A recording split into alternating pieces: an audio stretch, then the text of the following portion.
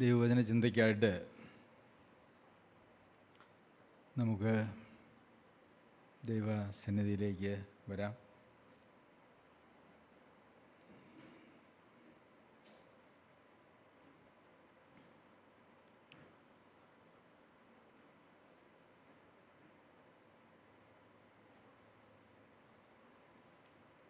പൗലോസ് അപ്പോസ്തലന് തൻ്റെ ജീവിതത്തിൽ ഒരു ഞരക്കമുണ്ടായിരുന്നു എന്ന് നമ്മൾ വായിക്കുന്നുണ്ട്. ഞരക്കം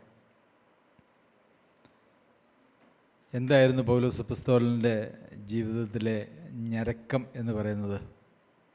എന്തിനെക്കുറിച്ചായിരുന്നു? ശ്രദ്ധിച്ചിട്ടുണ്ടോ? പറഞ്ഞു. അതെ, വിട്ട് പിരിഞ്ഞ് ക്രിസ്തുവിനോട് കൂടെ ഇരിപ്പാൻ എനിക്ക് കാംക്ഷയുണ്ട്, അത് അത്യുത്തമമല്ലോ. അവിടെ വായിക്കുന്നത്, ഇവ രണ്ടിനാലും ഞാൻ ഞെരുങ്ങുന്നു. അപ്പോൾ പൗലോസ് അപ്പോസ്തലൻ്റെ ജീവിതത്തിൽ ഒരു ഞെരുക്കം ഉണ്ടായിരുന്നു. എന്തായിരുന്നു ആ ഞെരുക്കം? രണ്ട് കാര്യങ്ങളുണ്ട് പൗലോസ് അപ്പോസ്തലൻ്റെ ജീവിതത്തിൽ.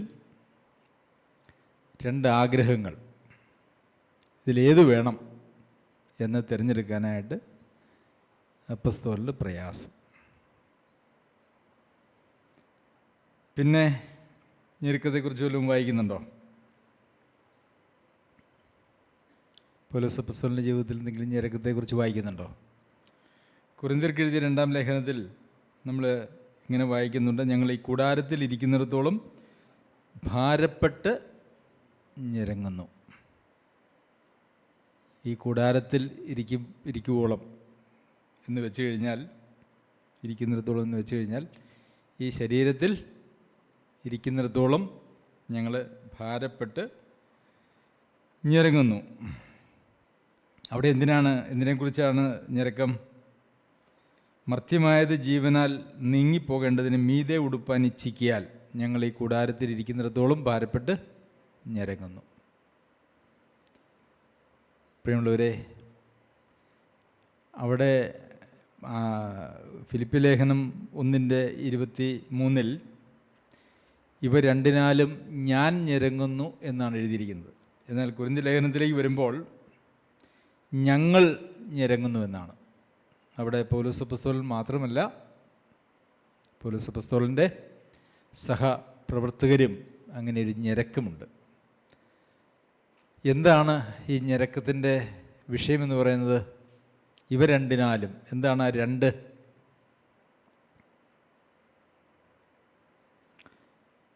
വിട്ടുപിരിഞ്ഞ് ക്രിസ്തുവിനോട് കൂടെ ഇരിക്കാൻ ഒരാഗ്രഹം. എന്നാൽ സഭയെ അല്ലെങ്കിൽ ദൈവജനത്തെ ഓർക്കുമ്പോൾ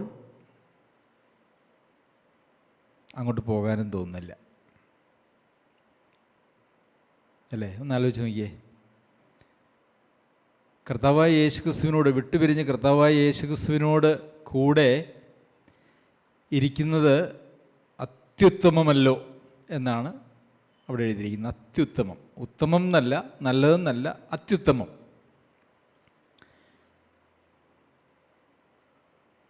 എന്നാൽ കുറച്ച് ദൈവമക്കൾ ഇവിടെയുണ്ട്, അവർക്ക് പ്രയോജനപ്പെടണം എന്നുള്ളത് ആലോചിക്കുമ്പോൾ ഈ അത്യുത്തമമായ കർത്താവിനോടുകൂടിയുള്ള വാസം തൽക്കാലത്തേക്ക് വേണ്ട എന്നും ഒരു ചിന്ത.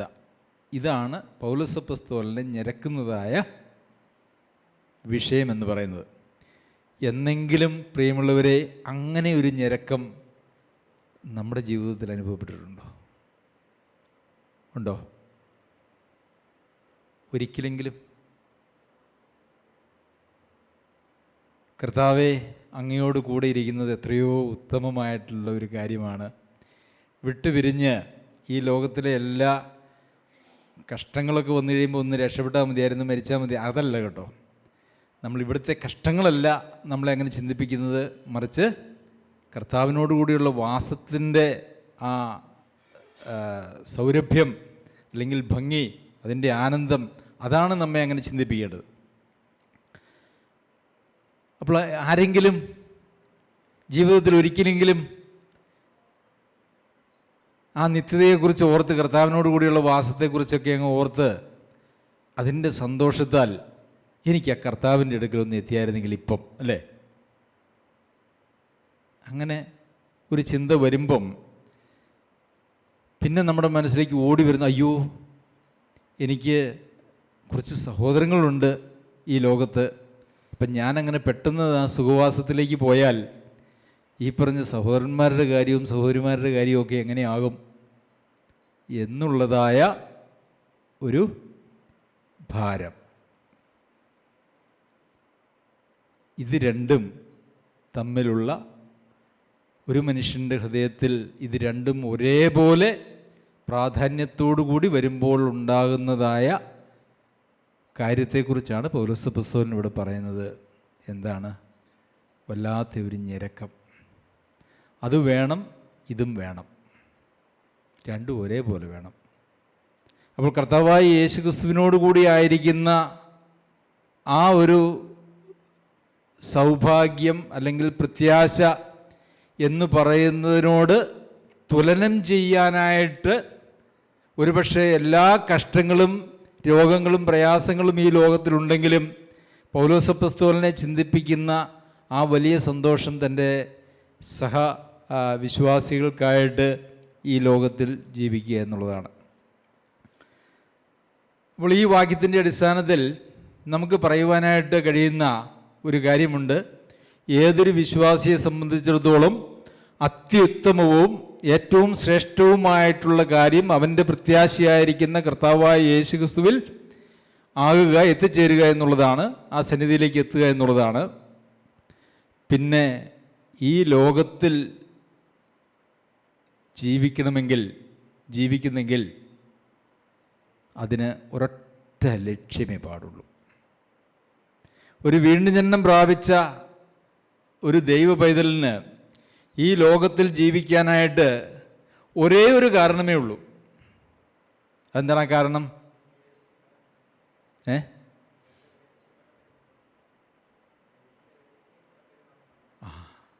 ദൈവസഭ, ദൈവമക്കൾ. പ്രിയമുള്ളവരെ, അങ്ങനെയൊരു ചിന്ത നമ്മളിലുണ്ടോ? ഇതാ ഞാൻ ക്രിസ്തുവിനോട് കൂടെ ക്രൂശിക്കപ്പെട്ടിരിക്കുന്നു, ഇനി ജീവിക്കുന്നത് ഞാനല്ല, ക്രിസ്തു അത്രേ എന്നിൽ ജീവിക്കുന്നത്.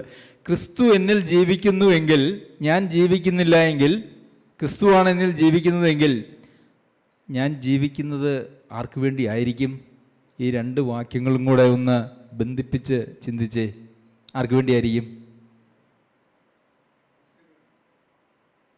ക്രിസ്തുവിന് വേണ്ടി എന്ന് പറയുമ്പോൾ ഈ വേദഭാഗത്തിൻ്റെ അടിസ്ഥാനത്തിൽ പറഞ്ഞാൽ ക്രിസ്തുവിൻ്റെ ശരീരമായിരിക്കുന്ന ഈ ലോകത്തിലെ സഭയ്ക്ക് വേണ്ടി. രക്ഷിക്കപ്പെട്ട ഒരാൾ ഈ ലോകത്തിൽ നിലനിൽക്കുന്നതിലും തുടരുന്നതിലും ഒരേ ഒരു ലക്ഷ്യമേ അവർക്കുണ്ടാകാനായിട്ട് പാടുള്ളൂ. ക്രിസ്തുവാണ് അവർ ജീവിക്കുന്നതെങ്കിൽ എന്താണ് ലക്ഷ്യം? ക്രിസ്തുവിൻ്റെ ശരീരമായിരിക്കുന്ന മണവാട്ടിയായിരിക്കുന്ന സഭ. പ്രിയമുള്ളവരെ, നമ്മളൊക്കെ എന്തിനു വേണ്ടി ഈ ലോകത്ത് ജീവിക്കുന്നേ? മക്കൾക്ക് വേണ്ടി ജീവിക്കുന്നവരുണ്ട്, കുടുംബത്തിന് വേണ്ടി എന്ന് വേണമെങ്കിൽ അങ്ങനെയും പറയുന്നുണ്ട്. അല്ലെങ്കിൽ ഈ ലോകത്തിൽ നമ്മൾ ആഗ്രഹിക്കുന്നതായ മോഹിക്കുന്നതായിട്ടുള്ള കുറേ നേട്ടങ്ങൾക്ക് വേണ്ടി ജീവിക്കുന്നവരുണ്ട്. പക്ഷെ ഒരു ദൈവ പൈതലിന് അങ്ങനെ ഒന്നും ജീവിക്കാനായിട്ട് സാധ്യമല്ല. കാരണം ഒരാൾ ദൈവ പൈതലായി തീരുമ്പോൾ അവരെന്തിനെല്ലാം അവർ പിന്നോക്കം മാറ്റിവെച്ചിട്ടാണ് കർത്താവിനെ രക്ഷിതാവും, യേശുവിനെ രക്ഷിതാവും കർത്താവുമായിട്ട് സ്വീകരിച്ചത്? അവരെന്തിനെയെല്ലാം പിന്നോക്കം വെച്ചു? എന്തിനെല്ലാം വെച്ചു? തന്നെ മാറ്റിവെച്ചു, അല്ലേ? തന്നെ ത്യജിച്ചു. ഞാൻ എന്നെ തന്നെ ത്യജിച്ചാൽ പിന്നെ എനിക്ക് വേണ്ടി എനിക്ക് ജീവിക്കാനായിട്ട് കഴിയുമോ? ഇല്ല. എന്നെ തന്നെ ഞാൻ വേണ്ട എന്ന് വെച്ചു. പിന്നെ മാതാപിതാക്കന്മാരെ, മക്കളെ, ഭാര്യയെ, ഭർത്താവിനെ, അതെല്ലാം മാറ്റിവെച്ചു. പിന്നെ എന്തിനു വേണ്ടിയിട്ടാണ്? എന്തൊക്കെയാണ് മാറ്റിവെച്ചേ? സകലത്തിനെയും മറ്റ് യാതൊന്നിനെയും. അപ്പോൾ ദൈവത്തോടുള്ള സ്നേഹത്തെ പ്രതി ഈ ലോകത്തിലെ എല്ലാ വസ്തുവകകളും ബന്ധങ്ങളും മാറ്റിവെച്ചിട്ടാണ് കർത്താവിൻ്റെ സന്നിധിയിലേക്ക് നാം വന്നിരിക്കുന്നത്. അപ്പോൾ ആ കർത്താവ് എന്നിലൂടെ ജീവിക്കുമ്പോൾ ഞാൻ മാറ്റിവെച്ച പൗലോസ് അപ്പോസ്തലൻ്റെ ഭാഷയിൽ പറഞ്ഞാൽ ചപ്പും ചവറുമായിരിക്കുന്ന ഈ ലോകത്തിലെ നേട്ടങ്ങളും സൗഭാഗ്യങ്ങളും ഒന്നും എൻ്റെ ജീവിതത്തെ സ്വാധീനിക്കുവാനായിട്ട് പാടുള്ളതല്ല. ഇങ്ങനെ ഒരു ഞരക്കം നമ്മുടെ ജീവിതത്തിലില്ലെങ്കിൽ അതൊരു ആത്മീകമായിട്ടുള്ള ഒരു വലിയ അപകടാവസ്ഥയാണ് അത് കാണിക്കുന്നത്. ഇന്ന് സഹോദരൻ സർദീസിലെ സഭയെക്കുറിച്ച് സൂചിപ്പിച്ചല്ലോ. ഉടുപ്പ് മലിനമാകാത്ത ചിലർ. പകുതി ആളുകളുണ്ടെന്നാണോ? ഭൂരിപക്ഷം ഉണ്ടെന്നാണോ? അല്ല, ചിലരെന്ന് പറഞ്ഞാൽ എന്താ? നമ്മുടെ ഭാഷയിൽ ഒരു ന്യൂനപക്ഷം അല്ലേ? ചിലർ. ഇപ്പം 100 പേരുള്ള ഒരു കൂട്ടത്തിനകത്ത് ചിലരെന്ന് പറഞ്ഞു കഴിഞ്ഞാൽ അതുകൊണ്ട് അർത്ഥമാക്കുന്നത് ഒരു 10-ൽ താഴെ എന്നുള്ള ഒരു സൂചനയാണ് ആ ഒരു ഭാഷാ പ്രയോഗത്തിലുള്ളത്. അപ്പോൾ സർദീസിലെ സഭയിൽ എത്ര അംഗങ്ങളുണ്ടായിരുന്നു എന്ന് നമുക്കറിയില്ല. ഒരു സഭയിലെയും അംഗസംഖ്യയെക്കുറിച്ച് ദൈവാത്മാവ് ദൈവവചനത്തിൽ വെളിപ്പെടുത്തിയിട്ടില്ല. എന്തായാലും അവിടെ 10, 50, 100 പേര് കാണുമായിരിക്കും, അറിയില്ല. പക്ഷെ അതിൽ ചിലർ ഉടുപ്പ് മലിനമാകാത്തവരുണ്ട് എന്ന് പറഞ്ഞത്. എങ്ങനെയാണ് നമ്മുടെ ഉടുപ്പിനെ മലിനപ്പെടുത്തുന്നത്? നമ്മളൊരു ഡ്രസ്സ് നല്ല വൃത്തിയാക്കി തേച്ച് നമ്മളിട്ടു. എങ്ങനെയാണ് അതിനെ മലിനപ്പെടുത്തുന്നത്? എന്തെങ്കിലും ചെളിയോ അല്ലെങ്കിൽ അങ്ങനെ എന്തെങ്കിലുമൊക്കെ കാര്യങ്ങൾ നമ്മുടെ ഡ്രസ്സിൽ പറ്റുമ്പോഴാണ് ഉടുപ്പ് മലിനമാകുന്നത് അല്ലേ? എങ്ങനെയാണ് നമ്മൾ ഉടുപ്പ് വൃത്തിയാക്കിയത്? ഈ മലിനമായിട്ടുള്ള എല്ലാ കാര്യങ്ങളെയും ഈ ചെളിയൊക്കെ നമ്മൾ നീക്കം ചെയ്തിട്ടാണ് ഉടുപ്പിനെ വൃത്തിയാക്കിയത്. എങ്ങനെയാണ് ഒരു ഉടുപ്പിനെ വീണ്ടും മലിനമാക്കുന്നത്? അതേ ചെളി ഈ ഉടുപ്പിലേക്ക് വരുമ്പോഴാണ് ഈ ഉടുപ്പ് മലിനമായിത്തീരുന്നത്. അപ്പോൾ നമ്മൾ കളഞ്ഞതായിട്ടുള്ള കാര്യങ്ങൾ തിരിച്ച് നമ്മുടെ ഉടുപ്പിലേക്ക് വരുന്നതിനെയാണ് യഥാർത്ഥത്തിൽ മലിനം എന്ന് പറയുന്നത്, അല്ലെങ്കിൽ മലിനമാക്കുക എന്ന് പറയുന്നത്. അപ്പം നമ്മൾ എന്തൊക്കെയാണ് കളഞ്ഞേ? നമ്മളെ തന്നെ കളഞ്ഞു. പിന്നെ എന്തൊക്കെ കളഞ്ഞു? ഈ ലോകത്തിലുള്ള ഒന്നും ഞാനും ദൈവവുമായിട്ടുള്ള വഴിയിൽ ഒരു തടസ്സമായിട്ട് വരരുത്. ഒരു ബന്ധങ്ങളും വരാൻ പാടില്ല, അതുപോലെ ഒരു വസ്തുവകളും വരാൻ പാടില്ല എന്ന് വെച്ചാൽ എല്ലാം അങ്ങ് മാറ്റി വെച്ചിട്ടാണ് നമ്മൾ നമ്മുടെ ഉടുപ്പിനെ ഒന്ന് വൃത്തിയാക്കിയെടുത്തത് കർത്താവായ യേശു ക്രിസ്തുവിൻ്റെ രക്തത്താൽ. അപ്പോൾ പിന്നെ ആ ഉടുപ്പ് എങ്ങനെയാണ് പിന്നെ മലിനമാകുന്നത്? ആ വിട്ടുകളഞ്ഞതെല്ലാം നാം ഇങ്ങോട്ട് സ്വീകരിക്കുമ്പോൾ, വീണ്ടും ജനിക്കുന്ന സമയത്ത് നാം വിട്ടുകളഞ്ഞതായ കാര്യങ്ങളെ വീണ്ടും നമ്മളുടെ ജീവിതത്തിലേക്ക് പ്രാധാന്യത്തോടു കൂടി നാം എടുക്കുമ്പോൾ നമ്മുടെ ഉടുപ്പ് വീണ്ടും മലിനമാകുന്നു. ഉടുപ്പ് മലിനമാകാത്ത ചിലർ സർദീസിലെ സഭയിലുണ്ട്. പ്രിയമുള്ളവരെ, ഉടുപ്പ് മലിനമാകുക എന്നുള്ളതിനെക്കുറിച്ചൊക്കെ പല വ്യാഖ്യാനങ്ങൾ ഞാൻ കേട്ടിട്ടുണ്ട്. അതൊന്നും എനിക്ക് അത്ര, അതിലൊക്കെ ചില വശങ്ങളുണ്ട്, അർത്ഥങ്ങളുണ്ട് എന്നുള്ളത് യാഥാർത്ഥ്യമാണെങ്കിലും അതിനെ 100% അതിനോട് യോജിക്കുവാനായിട്ട് കഴിയില്ല. ഞാൻ വിശ്വസിക്കുന്നത് ഈ നിലയിലാണ്. എന്തൊക്കെ വൃത്തികേടുകളാണോ നമ്മുടെ ഉടുപ്പിൽ നിന്ന് നാം മാറ്റിക്കളഞ്ഞത്, അത് നമ്മുടെ ഉടുപ്പിലേക്ക് വന്നാൽ നാം മലിനമാകും. അപ്പോൾ അതിനകത്ത് ധാർമ്മികമായ നിലയിലുള്ള പാപങ്ങൾ മാത്രമല്ല, മറിച്ച് ദൈവഹിതപ്രകാരമല്ലാത്തതായിട്ടുള്ള എല്ലാ കാര്യങ്ങളും നമ്മുടെ ഉടുപ്പിനെ മലിനപ്പെടുത്തുന്നതാണ്. ഇങ്ങനെ ഉറച്ചും കൊണ്ട് നിങ്ങളുടെ വിശ്വാസത്തിൻ്റെ അഭിവൃദ്ധിക്കും സന്തോഷത്തിനുമായി തന്നെ ഞാൻ ജീവനോടിരിക്കുമെന്നും നിങ്ങളോട് എല്ലാവരോടും കൂടി ഇരിക്കുമെന്നും അറിയുന്നു. പൗലോസ് അപ്പോസ്തലൻ്റെ ജീവിതത്തിൻ്റെ ലക്ഷ്യമെന്ന് പറയുന്നത് ഇങ്ങനെ ഉറച്ചുകൊണ്ട് നിങ്ങളുടെ വിശ്വാസത്തിൻ്റെ അഭിവൃദ്ധിക്കും സന്തോഷത്തിനും. പൗലോസ് അപ്പോസ്തലൻ ഞാൻ ജീവിച്ചിരിക്കാം അല്ലേ, പൗലോസ് അപ്പോസ്തലൻ സ്വന്തം കൈകൊണ്ട് അധ്വാനിച്ചൊക്കെ തൻ്റെ കൂടെയുള്ളവർക്കൊക്കെ ചെയ്യുന്ന ആളായിരുന്നു. അപ്പോൾ പൗലോസ് അപ്പോസ്തലൻ പറഞ്ഞോ, എനിക്ക് എന്തായാലും ഈ ശുശ്രൂഷയൊക്കെ മുമ്പോട്ട് കൊണ്ടുപോകുമ്പോൾ സാമ്പത്തികമായിട്ടുള്ള കുറച്ച് ആവശ്യങ്ങളൊക്കെ എൻ്റെ ടീമിനുണ്ട്, അല്ലെങ്കിൽ ഒരുപക്ഷെ അങ്ങനെ ബുദ്ധിമുട്ടുള്ളതായിട്ടുള്ള സഹോദരന്മാരൊക്കെ ഒരുപക്ഷെ പല സഭകളിലും കാണുമായിരിക്കും. അപ്പോൾ ഞാനൊരു കൂടാരപ്പണിയിൽ എക്സ്പെർട്ടാണ്, അതുകൊണ്ട് കുറച്ച് കൂടാരപ്പണിയൊക്കെ എടുത്ത് ഞാൻ ആളുകളെയൊക്കെ ഒന്ന് സഹായിക്കാനായിട്ട് ഞാനിവിടെ ജീവനോടിരിക്കേണ്ടത് ആവശ്യമാണ്. അങ്ങനെയാണോ പറഞ്ഞേ? അതാണോ? അല്ല. സഹോദരൻ ഉപയോഗിച്ച പദം എനിക്ക് വളരെ ഇഷ്ടപ്പെട്ടു. നമ്മുടെ കല്ലറയ്ക്ക് ഇപ്പുറത്തേക്കുള്ള നമ്മുടെ പ്രാർത്ഥനാവശ്യങ്ങളും കല്ലറയ്ക്ക് അപ്പുറത്തേക്കുള്ള നമ്മുടെ പ്രാർത്ഥനാവശ്യങ്ങളും അല്ലെങ്കിൽ നമ്മുടെ ആഗ്രഹങ്ങളും. കല്ലറയ്ക്ക് ഇപ്പുറത്തേക്കുള്ളതായിട്ടുള്ള ഒരു കാര്യത്തെക്കുറിച്ച് പൗലോസ് അപ്പോസ്തലൻ ഇവിടെ പറയുന്നില്ല, അതിനപ്പുറത്തേക്കുള്ളതാണ്. എന്താണ് അതിനെക്കുറിച്ച് പറയുന്നത്? നിങ്ങളുടെ വിശ്വാസത്തിൻ്റെ അഭിവൃദ്ധിക്കും സന്തോഷത്തിനുമായി ഞാൻ ജീവനോടിരിക്കുമെന്നും നിങ്ങളുടെ എല്ലാവരോടും കൂടി ഇരിക്കുമെന്നും ഞാൻ അറിയുന്നു. പ്രിയമുള്ളവരെ, നമ്മളുടെ ജീവിതത്തിന് എന്തെങ്കിലും ഒരർത്ഥം ഉണ്ടാകുന്നത് ഈ ലോകത്തിൽ നാം ജീവിക്കുമ്പോൾ നമ്മളുടെ ജീവിതത്തിന് എന്തെങ്കിലും ഒരർത്ഥമുണ്ടാകുന്നത് മറ്റുള്ളവരുടെ ആത്മീക അഭിവൃദ്ധിക്കും സന്തോഷത്തിനും വേണ്ടി നാം ജീവിക്കുമ്പോഴാണ്.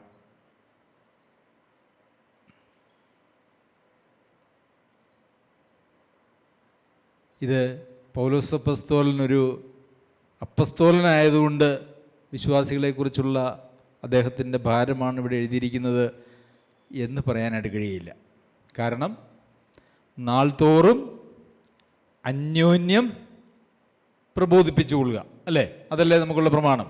നാൾതോറും അന്യോന്യം പ്രബോധിപ്പിച്ചു കൊള്ളുക.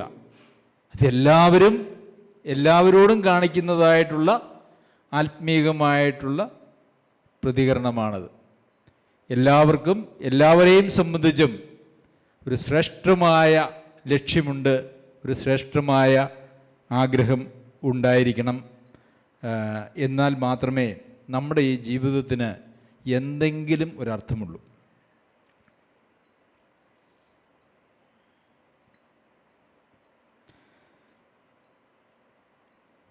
കൊരിന്ത്യർക്ക് എഴുതിയ 2-ാം ലേഖനം 5-ാം അധ്യായത്തിൻ്റെ 14-15 വാക്യങ്ങളിൽ നാം ഇതിനോട് സമാനമായിട്ടുള്ള ഒരു വേദഭാഗം വായിക്കുന്നുണ്ട്.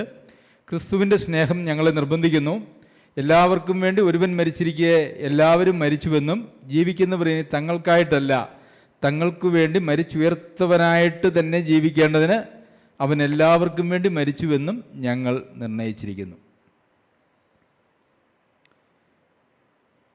അപ്പോൾ ഇവിടെ ക്രിസ്തുവിൻ്റെ സ്നേഹം പൗലോസ് അപ്പോസ്തലനെയും കൂട്ടാളികളെയും, ഇവിടെയും ഞങ്ങൾ എന്നുള്ള പ്രയോഗമാണ് പറഞ്ഞിരിക്കുന്നത്. കൂട്ടാളികളെയും സംബന്ധിച്ച് അവരുടെ ക്രിസ്തുവിൻ്റെ സ്നേഹം അവരെ നിർബന്ധിക്കുന്നുണ്ട്. വല്ലാത്തൊരു നിർബന്ധം പൗലോസ് അപ്പോസ്തലനും കൂട്ടാളികൾക്കും അവരുടെ ജീവിതത്തിലുണ്ട്. എന്തായിരുന്നു ആ നിർബന്ധം? തങ്ങൾക്കായിട്ട് ജീവിക്കാതെ കർത്താവിനായിട്ട് ജീവിക്കുക. ആ നിർബന്ധത്തിൻ്റെ ഉറവിടം എന്താണ്? ക്രിസ്തുവിൻ്റെ സ്നേഹം. നാം ക്രിസ്തുവിനെ യഥാർത്ഥത്തിൽ സ്നേഹിക്കുന്നുവെങ്കിൽ ആ ക്രിസ്തു സ്നേഹം നമ്മുടെ ഉള്ളിൽ ഒരു യാഥാർത്ഥ്യമാണ് എങ്കിൽ ആ സ്നേഹം നമ്മെ നിർബന്ധിക്കും. ആ സ്നേഹം എന്തിനാണ് നമ്മളെ നിർബന്ധിക്കുന്നത്? നീ നിനക്കായിട്ട് ജീവിക്കാൻ പാടില്ല. പിന്നെ ആർക്കായിട്ട് ജീവിക്കണം? നമുക്ക് വേണ്ടി മരിച്ച് ഉയർത്തെഴുന്നേറ്റവനായിട്ട് ജീവിക്കണം. ക്രിസ്തുവിനായിട്ട് ജീവിക്കുക എന്ന് പറഞ്ഞാൽ എന്താ? ക്രിസ്തു ഈ ലോകത്തിലിപ്പം ക്രിസ്തുവിൻ്റെ എന്താണ് ഈ ലോകത്തിലുള്ളത്? ക്രിസ്തുവിൻ്റെ ശരീരം, അല്ലേ? ക്രിസ്തുവിൻ്റെ ശരീരമാണ് ഈ ലോകത്തുള്ളത്, അത് സഭയാണ്. അപ്പോൾ ഇനി ഞാൻ ജീവിക്കുന്നെങ്കിൽ എനിക്കായിട്ട് ജീവിക്കില്ല, സഭയ്ക്കായിട്ട് ജീവിക്കും, ഞങ്ങൾ ജീവിക്കും. അത് തന്നെയാണ് പറയുന്നത്. പ്രിയമുള്ളവരെ, നമ്മൾ ആർക്ക് വേണ്ടിയാണ് ജീവിക്കുന്നത്?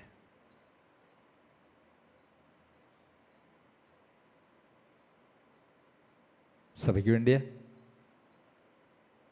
സഭയെ സംബന്ധിച്ച് അങ്ങനെ ഒരു ഭാരം നമ്മുടെ ഉള്ളിൽ ക്രിസ്തുവിൻ്റെ സ്നേഹത്താൽ, അല്ലേ, ക്രിസ്തുവിൻ്റെ സ്നേഹം നമ്മുടെ ജീവിതത്തിൽ ഒരു യാഥാർത്ഥ്യമാണ് എങ്കിൽ മാത്രമേ ആ സ്നേഹം അങ്ങനെ നമ്മളെ നിർബന്ധിക്കുകയുള്ളൂ.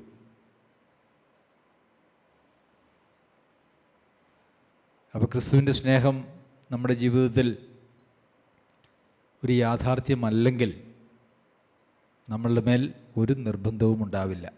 നമ്മുടെ സഹോദരന്മാരെക്കുറിച്ച്, സഹോദരിമാരെക്കുറിച്ച്, നമ്മളുടെ സുവിശേഷത്തെക്കുറിച്ച് ഒന്നും നമുക്കങ്ങനെ പ്രത്യേകിച്ച് യാതൊരു വക ഭാരങ്ങളും ഒന്നും നമ്മുടെ ജീവിതത്തിലില്ല. ആരെക്കുറിച്ച് നമുക്കങ്ങനെ വലിയ ചിന്തയൊന്നുമില്ല.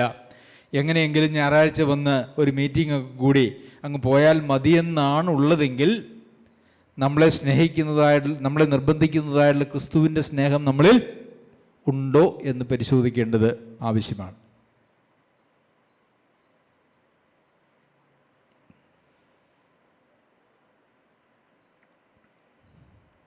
റോമർക്ക് ലേഖനം എഴുതുമ്പോൾ പൗലോസ് അപ്പോസ്തലൻ പറയുന്നത്, നമ്മിൽ ആരും തനിക്കായി തന്നെ ജീവിക്കുന്നില്ല. തനിക്കായി ജീവിക്കുന്ന ജീവിതം എന്ത് ജീവിതമാണ്? അത് സ്വാർത്ഥമായിട്ടുള്ളൊരു ജീവിതമാണ്. ഈ സ്വാർത്ഥത നമ്മളിൽ ഉളവാകുന്നത് എപ്പോഴാണ്? സ്വയം ഉള്ളപ്പോഴാണ്, അല്ലേ? സ്വയത്തെ നമ്മൾ എന്ന് ത്യജിച്ചു? വീണ്ടും ജന്മം പ്രാപിച്ചപ്പോൾ സ്വയത്തെ ത്യജിച്ചു. പിന്നെ സ്വയത്തെ നമ്മൾ തിരിച്ചു കൊണ്ടുവന്നു കഴിഞ്ഞാൽ നമ്മുടെ ഉടുപ്പ് മലിനമായി. നമ്മിൽ ആരും തനിക്കായി തന്നെ ജീവിക്കുന്നില്ല. ആരോടാ ഇത് പറയുന്നേ? റോമയിലെ വിശ്വാസികളോടാണ്. റോമ സഭയിൽ എത്ര ആളുകളുണ്ടായിരുന്നു നമുക്കറിയില്ല. എന്തായാലും റോമയിലെ സഭയിൽ ഒരു വലിയ സഭ ഒരുപക്ഷെ കുറച്ച് ആളുകൾ കൂടുതലുള്ള ഒരു സഭയാകാനായിട്ടുള്ള സാധ്യതയുണ്ട്. അപ്പോൾ പൗലോസ് അപ്പോസ്തലൻ പറയുന്നത്, നേരത്തെ ആദ്യം ഞാൻ എന്ന് പറഞ്ഞു, പിന്നെ ഞങ്ങളെന്ന് പറഞ്ഞു. ഇവിടെ എന്തെന്നാ പറയുന്നേ? നമ്മിൽ ആരും തനിക്കായി തന്നെ ജീവിക്കുന്നില്ല. അതായത് പൗലോസ് അപ്പോസ്തലനും തൻ്റെ കൂട്ടാളികളെയും റോമയിലുള്ള സഭയിലെ വിശ്വാസികളെയും എല്ലാവരെയും കൂടെ ഒരുമിച്ച് പറയുകയാണ്, നമ്മിൽ ആരും തനിക്കായി തന്നെ ജീവിക്കുന്നില്ല. അല്ല, അവിടെ പൗലോസ് അപ്പോസ്തലൻ നിങ്ങളിൽ കുറച്ച് പേർ തനിക്കായി തന്നെ ജീവിക്കുന്നവരുണ്ട്, അങ്ങനെ എന്തെങ്കിലും പറഞ്ഞിട്ടുണ്ടോ? ഇല്ലല്ലോ. നമ്മിൽ ആരും, അല്ലേ? അപ്പോൾ ഒരു സഭയാകുന്നത് എപ്പോഴാണെന്നറിയാമോ? അവിടെ ആരും അവർക്കായിട്ട് ജീവിക്കാതെ എല്ലാവരും ബാക്കി എല്ലാവർക്കുമായിട്ട് ജീവിക്കുന്ന ഒരു സഭയെ മാത്രമേ ഒരു ദൈവസഭ എന്ന് പറയുവാനായിട്ട് കഴിയുകയുള്ളൂ.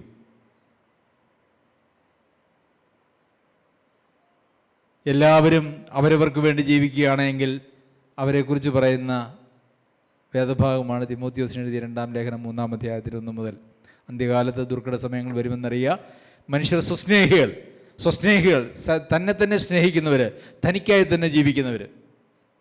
തനിക്കായി തന്നെ ജീവിക്കുന്ന ആളുകളുടെ കൂട്ടത്തെ ദൈവസഭ എന്ന് വിളിക്കാൻ ബൈബിളിൽ യാതൊരു വക പ്രമാണവുമില്ല,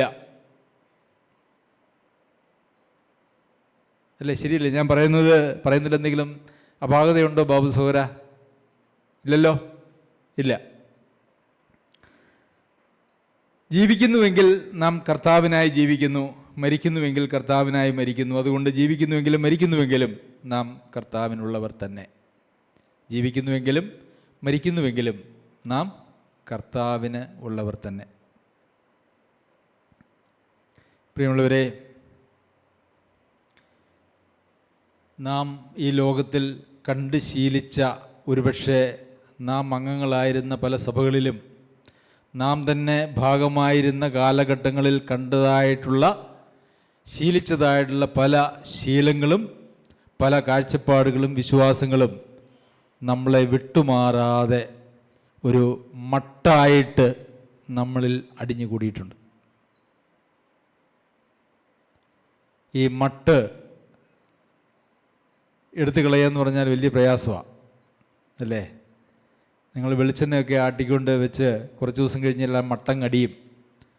പിന്നെ വെളിച്ചെണ്ണ ഈസി ആയിട്ടിങ്ങ് പോരും. മട്ടങ്ങനെ ഈസി ആയിട്ട് പോരുമോ? അതങ്ങനെ ഉറച്ചിരിക്കും. അപ്പോൾ നമ്മിൽ അടിഞ്ഞുകൂടിയിരിക്കുന്നതായിട്ടുള്ള തെറ്റായിട്ടുള്ള കാഴ്ചപ്പാടുകളും വിശ്വാസങ്ങളും രീതികളും ഒക്കെ അടിഞ്ഞുകൂടി നമ്മുടെ ജീവിതത്തിൽ അങ്ങനെ ഇരിക്കുകയാണ്. അത് എടുത്ത് കളയണമെങ്കിൽ വലിയ ഒരു പ്രയത്നം തന്നെ ആവശ്യമാണ്. അത് തനിയേ പോയിക്കൊള്ളും എന്ന് വിചാരിച്ചാൽ അതങ്ങനെ പോകത്തില്ല, അത് തനിയേ പോവില്ല. അതെടുത്ത് കളയേണ്ടത് തന്നെ ആവശ്യമാണ്. എങ്കിൽ മാത്രമേ നമുക്ക് യോഗ്യമായ ബ്രദർ ഓർമ്മിപ്പിച്ചതുപോലെ പൂർണ്ണപ്രസാദത്തിനായി കർത്താവിന് യോഗ്യമായ ഒരു നടപ്പ് പറ്റുള്ളൂ. ശരിക്കും പറഞ്ഞാൽ ഈ ലോകത്തിലുള്ള നമ്മുടെ നടപ്പെന്ന് പറഞ്ഞാൽ ആ നടപ്പ് എന്താണ്? സഭയ്ക്ക് വേണ്ടിയുള്ള, ക്രിസ്തുവിൻ്റെ ശരീരമായ സഭയ്ക്ക് വേണ്ടിയുള്ള, അല്ലെങ്കിൽ ക്രിസ്തുവിന് വേണ്ടിയുള്ള നമ്മുടെ നടപ്പാണ് നടപ്പ്. നമ്മളുടെ ഓട്ടമാണ് ഓട്ടം.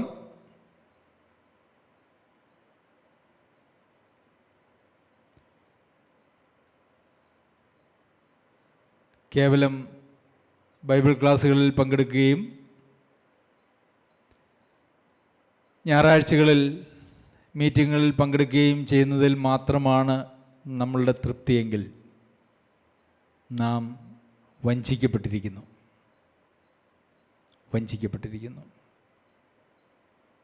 ഒന്ന് ആലോചിച്ച് നോക്കൂ.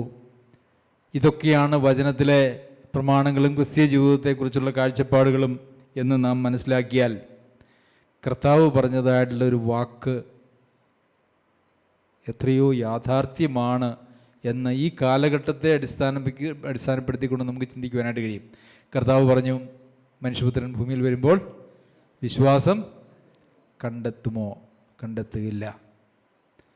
അപ്പോൾ നമ്മളുടെ വിശ്വാസം നമ്മെ നയിക്കുന്നത് ജീവിതത്തിൻ്റെ ഈ നിലവാരങ്ങളിലേക്കാണെങ്കിൽ കർത്താവായ യേശുക്രിസ്തു ഇന്ന് വന്നാൽ താൻ ആഗ്രഹിക്കുന്നതായിട്ടുള്ള, നാം ഇപ്പോൾ കേട്ടുകൊണ്ടിരിക്കുന്നതായിട്ടുള്ള ഈ വിശ്വാസം നമ്മളിൽ കർത്താവ് കണ്ടെത്തുമോ?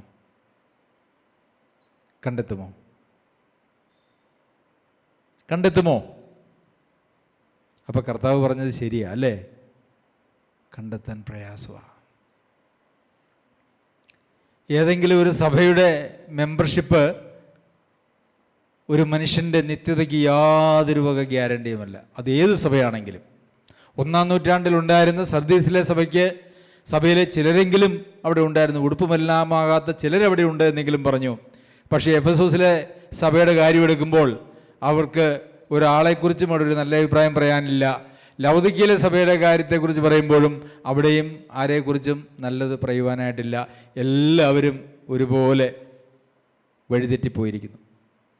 അതുകൊണ്ടാണ് പ്രിയ സഹോദരൻ നേരത്തെ ഓർമ്മിപ്പിച്ചതുപോലെ കർത്താവിൻ്റെ വരവ് താമസിക്കുന്നത് എന്തിനു വേണ്ടിയാണ്?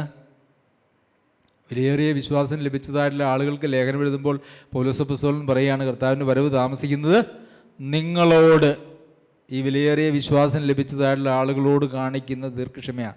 ലോകത്തോട് കാണിക്കുന്ന ദീർഘക്ഷമയാണെന്നല്ല പറഞ്ഞത്.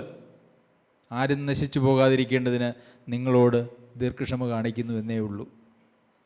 പ്രിയമുള്ളവരെ, എത്ര ലളിതമായിട്ടുള്ള അടിസ്ഥാന വേദോപദേശങ്ങൾ പോലും, വിശ്വാസ സത്യങ്ങൾ പോലും ഇന്ന് എത്രയോ വികലമായിട്ടാണ് ഇന്ന് ലോകത്ത് പ്രസംഗിക്കപ്പെടുന്നതും പഠിപ്പിക്കുന്നതും എന്ന് ആലോചിച്ച് നോക്കൂ.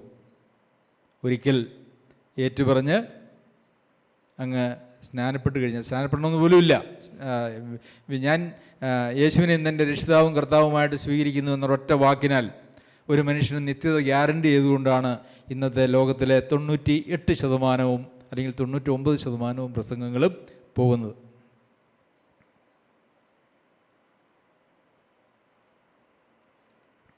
അപ്പോൾ നാം ആർക്കായിട്ടാണ് ജീവിക്കുന്നത്? പൗലോസ് അപ്പോസ്തലൻ റോമക്കാരോട് പറയുന്നത് നാം ആരും തനിക്കായിട്ട് നമുക്കായിട്ട് ജീവിക്കുന്നില്ല. അത് 1-ാം നൂറ്റാണ്ടിലെ വിശ്വാസത്തിൻ്റെ, 1-ാം നൂറ്റാണ്ടിലെ സഭയിലെ പ്രത്യേകതയായിരുന്നു. നാം ആരും നമുക്കായിട്ട് തനിക്കായിട്ട് ജീവിക്കുന്നില്ല. ആർക്കായിട്ട് ജീവിക്കുന്നു? ക്രിസ്തുവിനായിട്ട് ജീവിക്കുന്നു.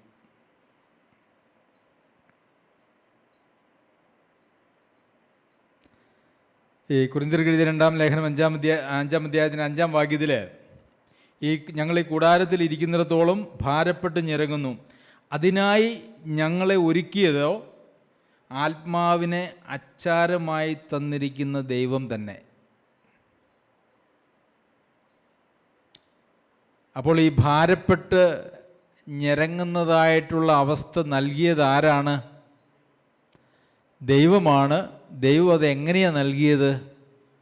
ആത്മാവിനെ അച്ചാരമായിട്ട് നൽകിക്കൊണ്ട്. എന്ന് വെച്ചാൽ അതിൻ്റെ അർത്ഥം എന്താണെന്നറിയാമോ? നമ്മളിലുള്ള പരിശുദ്ധാത്മാവാണ് നമുക്ക് ഈ ഞരക്കം തരുന്നത്. പരിശുദ്ധാത്മാവ് നമുക്ക് വേണ്ടി ഞരങ്ങുന്നത് എങ്ങനെയൊക്കെയാണ്? ഉച്ചരിച്ചുകൂടാത്ത പ്രാർത്ഥിക്കാൻ നമുക്കറിയില്ല അല്ലേ? അപ്പോൾ ഉച്ചരിച്ചു കൂടാത്ത ഞരക്കങ്ങളാൽ നമുക്ക് വേണ്ടി പരിശുദ്ധാത്മാവ് പക്ഷപാതം ചെയ്യുന്നുണ്ട്. പിന്നെന്താണ്?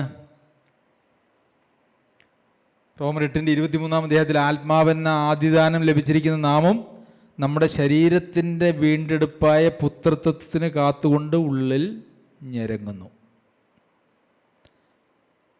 അപ്പോൾ നമ്മളിൽ ഈ ഞരക്കം, അതായത് കർത്താവിൻ്റെ അടുക്കിലേക്ക് പോയി ആശ്വാസം പ്രാപിക്കണമോ അതെയോ ഈ ലോകത്തിൽ ദൈവജനത്തിനായിട്ട് അവരുടെ ആത്മീക സന്തോഷത്തിനായിട്ട് ജീവിക്കണമോ എന്നുള്ളതിനെ സംബന്ധിക്കുന്നതായിട്ടുള്ള നമ്മളുടെ ഞരക്കം നമ്മുടെ ജീവിതത്തിൽ തരുന്നത് പിതാവായ ദൈവമാണ്. എങ്ങനെയാണ് നൽകിയിരിക്കുന്നത്? തൻ്റെ ആത്മാവിനെ നമ്മളിൽ നൽകിക്കൊണ്ടാണ്. അപ്പോൾ നമ്മളിൽ ഈ ഞരക്കം ഒരു യാഥാർത്ഥ്യമല്ല എങ്കിൽ അതിൻ്റെ അർത്ഥം എന്തായിരിക്കാം?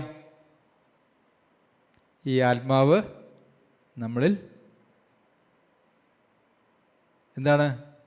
ഈ ആത്മാവ് നമ്മളിൽ ഇല്ലെന്നോ അല്ലെങ്കിൽ പ്രവർത്തന തലത്തിലോ അല്ല എന്നാണ്. ആത്മാവ് പ്രവർത്തന തലത്തിലല്ലാതെ വരും, ഉണ്ടെങ്കിൽ പോലും പ്രവർത്തന തലത്തിലല്ലാതെ വരും. എങ്ങനെയാണ്?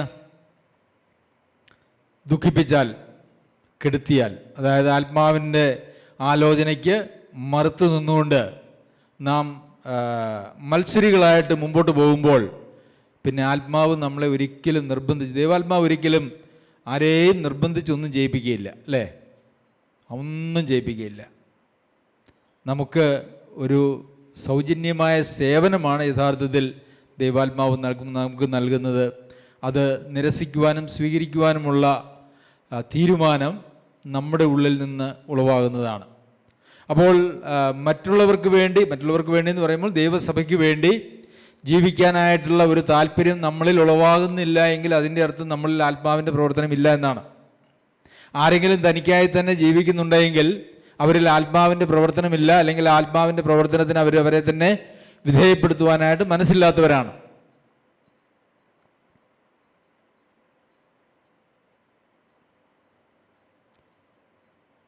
നമ്മളെ ഒരു യോഗ്യതയും നോക്കിയല്ല കർത്താവ് വിളിച്ചത്. പക്ഷെ നമ്മുടെ വിളിക്കൊരു യോഗ്യതയുണ്ട്. പൂർണ്ണപ്രസാദത്തിനായി കർത്താവിന് യോഗ്യമാകും വണ്ണം നടക്കണം. ആ പ്രസാദത്തിലൊരു അംശം പോലും കുറയ്ക്കുവാൻ നമുക്കൊരധികാരവുമില്ല, നമുക്കങ്ങനെ ഒരു ചിന്തയ്ക്ക് സാധ്യതയുമില്ല. നമ്മുടെ ജീവിതത്തിലെ ഓരോ സംസാരങ്ങളും നമ്മുടെ ചിന്തകളും നമ്മുടെ രീതികളും കാഴ്ചപ്പാടുകളും ഒക്കെ ഒന്ന് എടുത്തു വെച്ച് ദൈവം നോക്കിയാൽ, പ്രിയമുള്ളവരെ, കർത്താവിന് പൂർണ്ണപ്രസാദമാണോ ഉള്ളത്?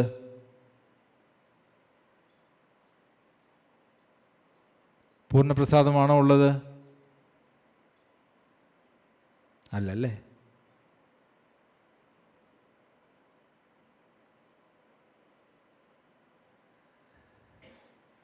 നാം മാനസാന്തരപ്പെടേണ്ടതായിട്ടുള്ള ധാരാളം മേഖലകൾ നമുക്ക് മുമ്പിൽ ഉണ്ട് എന്നുള്ളത് ഒരു യാഥാർത്ഥ്യമാണ്.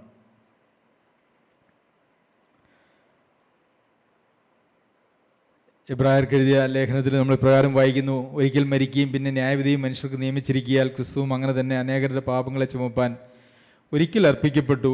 തനിക്കായി കാത്തു നിൽക്കുന്നവരുടെ രക്ഷയ്ക്കായി അവൻ പാപം കൂടാതെ രണ്ടാമത് പ്രത്യക്ഷനാവും. ആർക്ക് വേണ്ടിയാണ് കർത്താവ് രണ്ടാമതായിട്ട് പ്രത്യക്ഷനാകുന്നേ? ആർക്ക് വേണ്ടിയാണ് പ്രത്യക്ഷനാകുന്നേ? തനിക്കായി കാത്തിരിക്കുന്നവരുടെ രക്ഷയ്ക്കായി. കർത്താവ് എന്ന് വരുമെന്നുള്ളതിനെക്കുറിച്ച് ക്രിസ്തീയ ലോകത്ത് ഒത്തിരി തർക്കങ്ങളൊക്കെ നടക്കുന്നുണ്ട് അല്ലേ? എന്തുവാ തർക്കങ്ങൾ? മഹാപീഡനകാലത്തിന് മുമ്പ് വരുമോ, അതിൻ്റെ മധ്യത്തിൽ വരുമോ, അതെയോ അതിൻ്റെ ശേഷമാണോ വരുന്നത്? ആ തർക്കങ്ങളൊക്കെ ഒന്ന് മാറ്റി വെച്ചിട്ടേ ഇവിടെ നമുക്ക് എന്താ കാണുന്നേ? തനിക്കായി കാത്തിരിക്കുന്നവരെ. ആ കാത്തിരിപ്പിനെയാണ് ഞരക്കം എന്ന് പറയുന്നത്.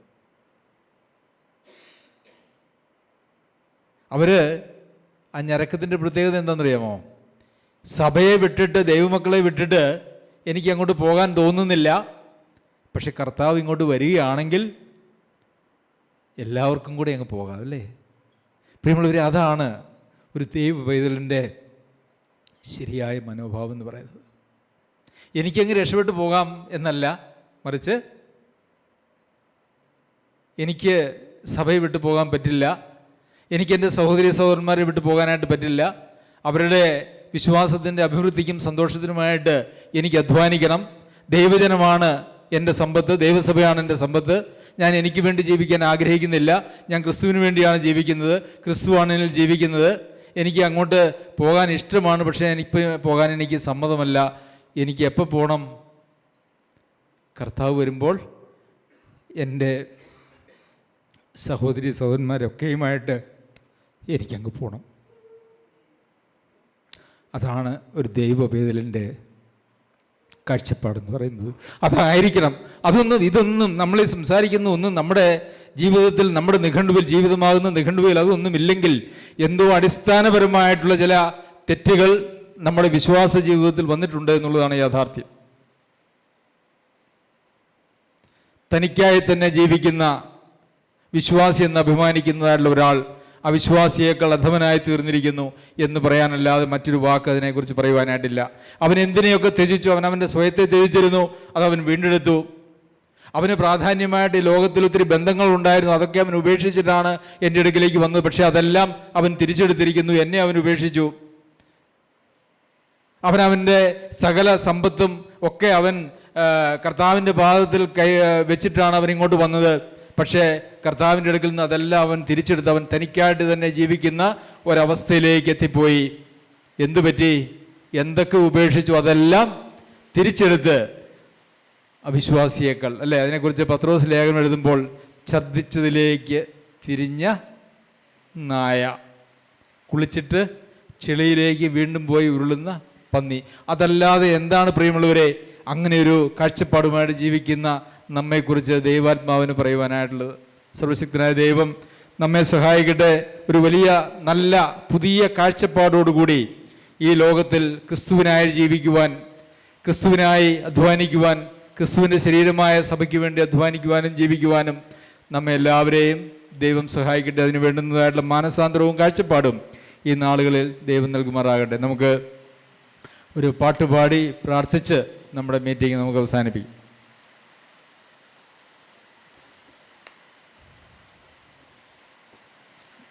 റോസിൽ സിസ്റ്റർ ഒരു പാട്ട് പാടാം.